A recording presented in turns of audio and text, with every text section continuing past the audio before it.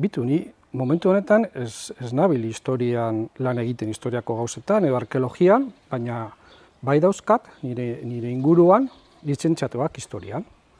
Bai Deustun, bai kasualidades Gasteizen, eta Donostian bizi nintzanean nire albokoa zan irakasle Donostiako Unibertsitatean historia irakasle.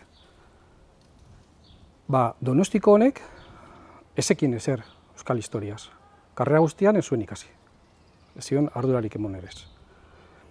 Gasteizkoak zeuzer bazekiten irakasle batek, zeuzer esan da, baina ezekiten. Eta Deustun, oraindik arraroagoa da.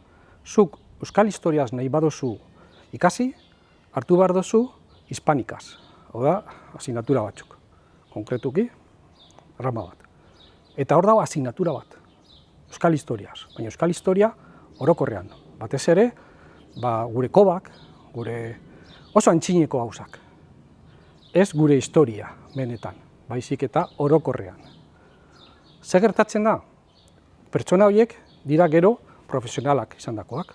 Eta guk, hitzaldiak egiten ditugunean, pertsona horiek ekartzen ditugu.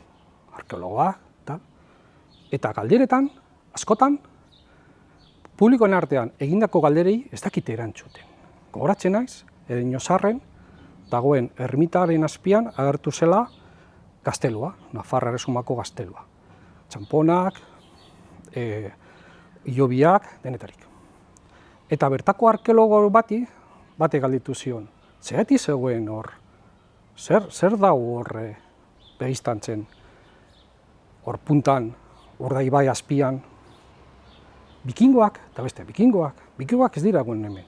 Ezekien bikingoak Baionan egon direla hainbat urtetan, ezekien bikingoek Eneko Aritzaren semea, Eneko baita, baitu eta diru bat eskatu zutela. Ezekien gure historiaz ezer arkeologo horrek. Ezekien gaztelu hori Nafarra zala, hor Nafarrak egon zirela. Ezekien. Beste baten, bardin. Beste arkeologo oso famosoa, diputatuko handiena, ez dut izenik izango, baina Bizkaiko diputazioko arkeologorik importantenak, hitzaldi bat eman zuen, eta galderen artean agertu zen, baina hau, noren menpe zegoen Bizkaia 12. mendean, eta Asturiarren menpe, eta hori ez da egia, hemen Asturiarrak ez dira egon, euren kroniketan argi esaten dute, hau bertokoen esku egon dala, eurek esaten badute, hemen ez direla egon, zer daukazu zuek arkeologoek esateko hori ez dala egia, eta gelitu zen mutu. Urte batzuetara, arkeologo honi irakurri dizkiodan testuetan, bai agertzen da Asturias ez dala. Baina hori esan behar izan zion, hitzaldi baten ezekien batek, historiaz, interesa normala zeukon batek. Zuzendu zion diputazioko arkeologo importantenari. Hori da, momentu honetan, Espainia Unibertsitateak dituen fakultateetan, gure jenteari irakasten diotena, ezer.